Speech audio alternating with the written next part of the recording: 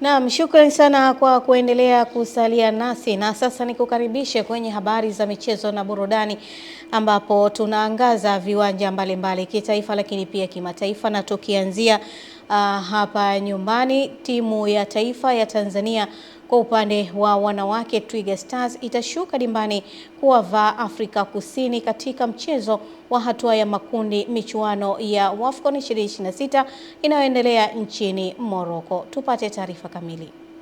Mchezo huo utapigwa katika uwanja wa Prince Moulay Abdellah nchini Morocco kuanzia majira ya saa 2 kamili za usiku kwa saa za hapa nyumbani Tanzania, ambapo kocha wa Twiga Stars Bakari Shime na nahodha Opa Clement wameeleza kukamilika kwa maandalizi na utayari wao kuelekea mchezo huo. Matayarisho yetu yamekwenda vizuri kama ambavyo tumezungumza, ingawa mara tunazungumza matayarisho ya mpira wa maliziki kila wakati bado yanaendelea, lakini kwa sehemu kubwa timu imekuwa vizuri. Na timu ambayo na yenyewe iko miongoni mwa timu tatu bora kwenye Afrika kwa maana ya Afrika ya Kusini, na tutaendea mchezo katika zile mipango ambayo tumekusudia. Kwenye shindano lililopita tulipata alama moja, na alama nyingine tulipata kutoka Afrika Kusini ambao walitoka nyuma na kurudisha goli. Kwa hiyo tunataka kuanzia hapa tulipoishia. Kwa hiyo tumejipanga vizuri kuhakikisha kwamba tunashinda huo mchezo wetu wa kwanza dhidi ya Afrika Kusini na tupate dira ya kwenda mchezo wa pili. Sisi kama wachezaji tuko vizuri kwenye mchezo wa kesho. Ni mchezo muhimu kwetu, tunalijua hilo. Na kwenye kumbukumbu zangu kwamba mashindano yaliyoisha nimewaifunga. So mimi kama mchezaji akili yangu inaongezeka kwamba kama niliweza kufunga kwenye mechi iliyopita, kwa naweza nikafunga kwenye mechi hii. Mimi ni Eden Bahati, Channel. Timu ya mpira wa miguu ya Ntila Stars imeibuka bingwa wa mashindano ya UWP Super Cup baada ya kuibuka na ushindi katika mchezo wa fainali na kujinyakulia kombe pamoja na zawadi ya shilingi milioni 2.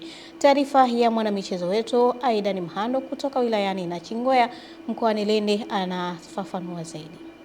Akizungumza baada ya kukamilika kwa fainali hiyo, mbunge wa jimbo la Nachingwea Fadhili Liwaka pamoja na viongozi wa UWP wanasema lengo la mashindano hayo ni kuibua vipaji kwa vijana wanaocheza mpira wa miguu kutoka wilaya ya Nachingwea na kuwapa fursa ya kufika ngazi za juu. Lakini baadaye wakati tunaelekea kutafuta uwezo, ni vema baada ya hizi ligi tupate timu moja ambayo ni combine. Sio kwa maana ya kusajili tuweze kuona nguvu yetu katika eneo hili la vipaji. Shukuru sana wadau wote, kwani hapa tulipofikia bado tunahitaji kuboresha uwanja usionekane na hali hii kuanzia pinchi, lakini pia na majukwaa pamoja na fence kwa ujumla. Lengo ni kuibua vipaji, lakini kuvilea na kuviendeleza, lakini kikubwa zaidi ni kuwatafutia fursa vijana, na hilo kama UWP tumeshalifanya. Ila kuhusu mazingira ya mwaka huu wameandaa tu vizuri na mpaka kufikia tamati tumependa. Mashindano ya UWP Super Cup yameendelea kujijengea sifa kama jukwaa la kutambua na kukuza vipaji kwa wachezaji wa mpira wa miguu kutoka katika wilaya ya Nachingwea. Kutoka hapa Nachingwea mkoani Lindi, ni mimi mwanamichezo wako Aidan Mhando, Channel 10. Shukrani sana Aidan Mhando. Bondia wa Tanzania Yusuf Changalawe ameanza vyema kampeni yake katika michezo ya Jumuiya ya Madola 2026 baada ya kumshinda bondia wa Nigeria David Akintola katika uzani wa kilogramu 80 kwa ushindi wa pointi michezo inayoendelea nchini Scotland.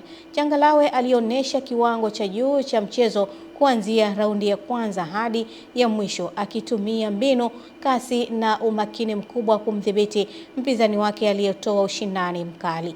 Baada ya pambano kumalizika, majaji watatu kati ya 5 walimpa ushindi Changalawe.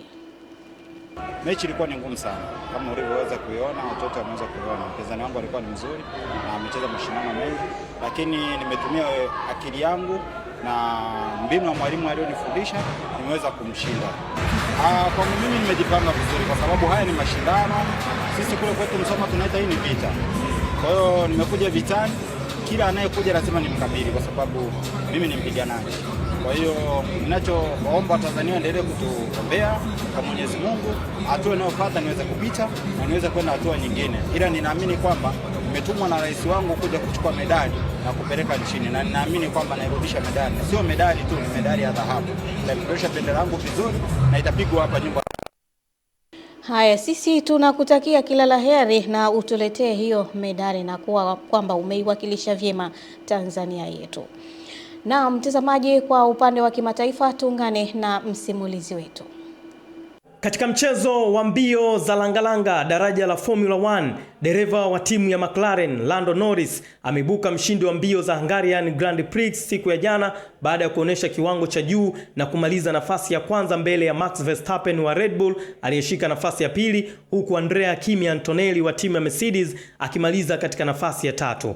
Norris ambaye ni bingwa mtetezi alianza mbio kutokea nafasi ya kwanza na kudhibiti mashindano kwa sehemu kubwa ya mbio. Ushindi huo unakuwa wa kwanza kwake na kwa timu ya McLaren katika msimu wa Formula 1 mwaka huu. Katika mbio hizo, dereva mwenzake wa timu ya McLaren, Oscar Piastri, alionekana kuwa na ushindani mkubwa mwanzoni, lakini alilazimika kujiondoa baada ya gari lake kupata hitilafu ya gia, jambo ambalo lilimpa urahisi Norris kutoa ushindi.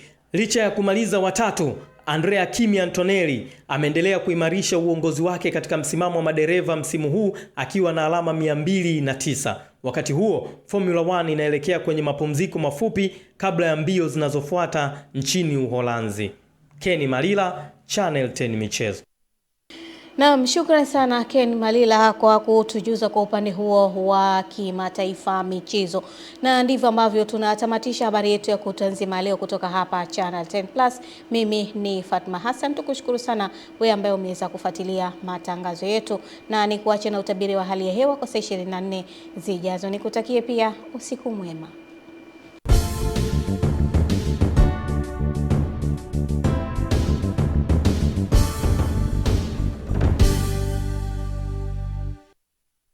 Sasa ni wasaa wa utabiri wa hali ya hewa kwa muda wa saa 24 zijazo, tukianzia saa 3 usiku kutoka Mamlaka ya Hali ya Hewa Tanzania.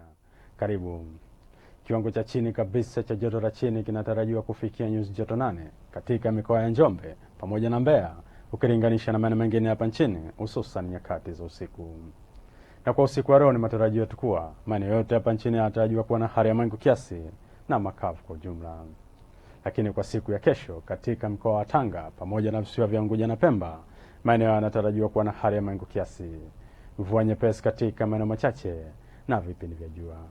Maeneo mengine ya Rosaria hapa nchini yanatarajiwa kuwa na hali ya mawingu kiasi na vipindi vya jua.